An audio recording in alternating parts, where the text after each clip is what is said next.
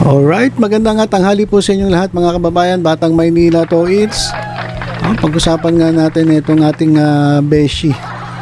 Nami-miss ko na itong aking beshi. Ano ba balita, Bes? Ano ba balita sa iyo, Bes? Ito mga kababayan sa ating screen. Nako, oh. Grabe, to meron na pala siyang 9,000 na pala ang kanyang bashers.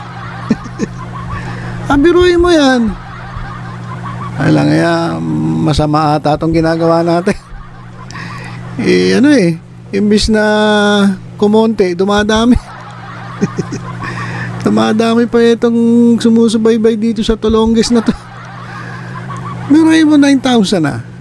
Pero itong 9,000 na to, lahat ito bashers eh. Pero nagpapasalamat siya. Siyempre pag umabot siya sa dun sa requirement para ma-monetize nako. Tinulungan pa natin kumita ito. Oy, mga naman, yung mga bashers dyan, wag naman kayo mag-follow. Pwede nyo naman silipin pero wag na kayo mag-follow. Ano ba ito? Wag nyo na paramihin, konti na lang yan At yung pangarap niyang mamamonetize siya, makukuha niya. Kaya yung mga bashers dyan, tigilan nyo na yung pag-follow, huwag nyo na i-like. Basta sundan nyo, tingnan nyo na lang. Okay, makibalita kayo sa akin, ako titingin dyan kung ano na balita. Katulad nito, gulat ako, 9,000 na pala. 9,000 na pala bashers na ito. Ayan, tuwan-tuwa siya, sabi niya thank you, 9,000 bashers. Mas pagbubutihin ko pa para sa GMA at tape. Kayo ang dahilan ng lahat. Kasalanan pala to ng GMA sa tape. Kaya pala may kasalanan Kayo ang dahilan kaya siya nagkakaganyan. Kung ano-ano ang naiisip niya. Grabe talaga epekto na itong GMA sa tape Biruin nyo yan. Ito ako pa nananawagan sa mga bashers. Pwede naman kayong manood, tumingin. Pero wag na kayong mag-like at mag-follow. At tinutulungan nyo pa itong tinutulungan nyo pang ma-monetize. Wag na please lang. Wag nyo na i-like, wag nyo na i-follow. Basta bantayan lang natin kung ano-ano pinagsasabi nito. Biruin mo, 9,000. Grabe, Bonding Entertainment System. Ito merong nag-comment, basahin natin yung nag-comment. May mga nag-comment kasi ito. Sabi ng isa nating kababayan, pagbubutihan ng pagtatanga-tangahan. Binabasa ko lang yan ayan sa ating screen. Pinagbubutihan ng pagtatanga-tangahan para ma-monetize ni Meta at pa-allowance ni Halosos. Congrats! Nandito lang kaming mga bashers mo para kumita ka ng walang kahirap-hirap. Tapos eto, meron pa nagmura. Minura si Bessie ko. Wag naman kayong ganyan, wag nyo naman murahin. Grabe naman kayo. Wag nyo naman murahin. At eto mga pinopost niya. Ayan At eto meron ako nakitang post dito na talagang dito makikita natin kung ano talaga to. Kung may sayad ba o wala. Hindi ko sinasabi may sayad ka Nasabi ko lang kung meron o wala. Wala akong sinasabing ka. Sabihin mo na magdidemanda ka. Ito mga kababayan nagpost si may hawak siya ng bandera. Halatang edited naman. Nagawak siya ng bandera. Tapos tape. Ano sabi niya?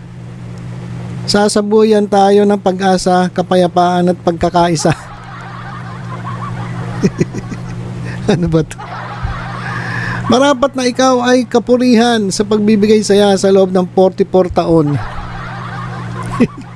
Mula noong 1979, marami ng tulong at mga natupad na pangarap. Mahal kita, Tape Incorporated, #Itbulaga. Longest running noontime show sa bansa. Itbulaga #1. Ang kumalaban ay giba. Alam niyo tama yung sinasabi niya, pero mali yung pinututukuyan niya Mali yun. Bes, baka nagkamali ka na. Pinuntahan kasi yung sinasabi mo na nagbibigay o nagbigay ng saya sa loob ng 44 years, nandun yan sa sa TV5. Wala yan dyan sa GMA. Yung simula pa ng 1979, nandoon sa TV5. Saka wala na sila, hiwalay na sila ng tape, break na sila. So yung sinasabi mo na longest running noon time show sa bansa, nandoon na yan sa TV5. Bes, baka naliligaw ka ng landas. Lipat ka na ron. Huwag ka dyan, Bes. Kaya ka na pagkakamalang sa totoo lang. Kasi mali yung sinasabi mo. Mali yung napuntahan mo, Bes. Hindi yan yung sinasabi mong longest running noon time show. Yung sinasabi mong longest running noon time show, nandoon yan sa TV5. Wala na yan dyan sa sa tape. Hiwalay na nga siya. O hindi mo ba alam? Baka hindi pa alam na itong longest na to. Naghiwalay na. Bes, nako naman. Bes, check mo muna, check mo muna, Bes. Hindi kaya nako, delikado. Kaya sabi ko dito mga kababayan, pa-check up na. Nag-aalala talaga ako dito Tapos nagagalit. Sinasabihan ko naman siya na na baliw. Wala naman ako sinabing ganon. Sabi ko nga ako nag-aalala. Kasi parang iba na iba na yung tinatakbo ng ng pangyayari. Iba-iba yung mga pinupost niya kakaiba So sabi ko parang delikado na to. So sabi ko, Bes, pa-check up ka na. Abay nagalit. Sinasabihan ko nung siyang baliw. Hunghang to. Ay nako. Ito mga kababayan meron siyang ipinost para sa mga hunghang na nagsasabing di daw ako monetize ni Meta. Ito. At hindi daw truth ang sahod ko. Ayan po ang aking monetize status. Kaya bago kumuda, make sure ay alam ninyo. Clickbait talaga ang bashers. Bashers pa talaga pinagbintangan. So bilang daw katunayan na siya ay monetize, nag-post siya. Ito mga kababayan yung pinost niya. Yan performance, followers 8,945. Ayun yung mga reach, interactions, net followers, 3-second video views. Ayan daw ang katunayan na siya ay monetize. Alam mo, Bes, hindi naman yan monetization status Yan pinapakita mo, performance mo lang yan. Hindi yan monetization status. Wala talaga. Nako, delikado ka na. Nako, dapat pa-check up na talaga to. Sa totoo lang mga kababayan hindi ito nagpapakita na monetize ang isang Facebook page. Lahat may ganito Tingnan nyo yung Facebook. Kung may Facebook page kayo, tingnan nyo meron kayong ganyan performance. Pero hindi yan yung monetization status. The longest ka. Kaya sinasabi mo na monetize ka, hindi yan yung monetization status. Kung monetize ka, ilabas mo. Hindi yan yung nagpapatunay na monetize ka. Performance lang yan. Baka ipakita ko yung ganyan ko sa Facebook page ko. Yun pwede na magkuha ng mag-accumulate ng stars yun, pero hindi ko masyadong inaasikaso. 18,000 na yung followers nun, pero hindi siya monetize sa sa in-stream ads. Pero pwede yun ma-send ng stars. Dito nga wala akong nakikita na may nag-send sa'yo ng stars. May nakikita kay stars umiikot sa ulo mo, pero yung nag-send ng stars sa'yo wala naman meron ba? Check nyo nga yung neto. Hindi, wag yun na check, baka mag-follow pa kayo, baka mag-like pa kayo So hindi ito, Bes, mali ka na naman sablay ka na naman, Bes Hindi ito ang monetization status. Insights ito, performance mo lang to. Nako, mali ka na naman, Bes Kaya marami nagagalit sa iyo ito, sabi ng kababayan natin wala pa po siya sa MT Rushmore, papunta pa lang. Papunta ka pa lang doon. Kaya nga sabi ko sa inyo, yung mga bashers dyan, Wag na kayo mag-follow, wag na kayo mag-like. Silipin nyo na lang. Kasi malapit na. Sinasabi niya monetize siya. Hindi pa siya monetize, guys. Sa totoo lang. Yung pinakita niya kanina, hindi yun na monetization status. Performance lang. Lahat ng Facebook page merong ganoon. Ayan, ako ito, tulongis talaga to. Kasi ate nabubulunan doon sa pinagsasabi mo. Ayan, no?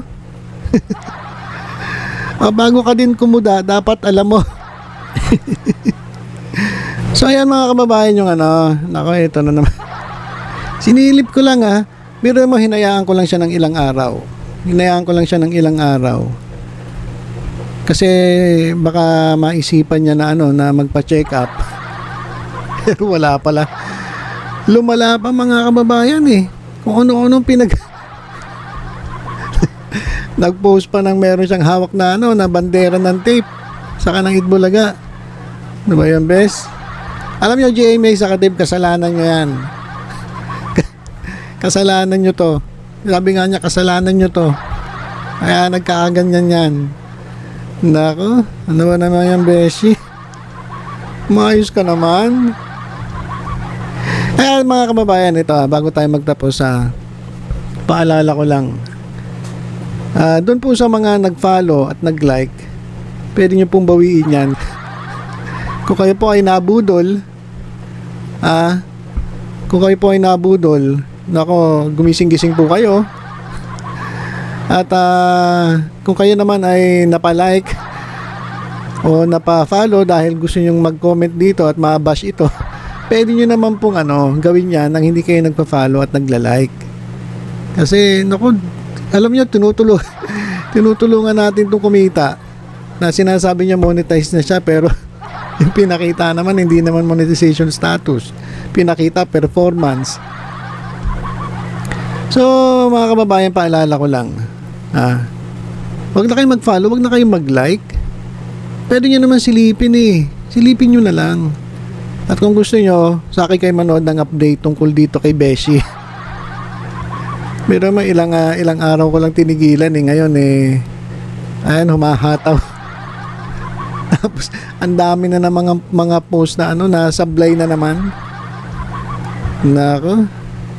So yun lang mga kababayan, ingat po tayong lahat, lalong na sa ganitong klaseng tao. Ingat po tayong lahat, God bless.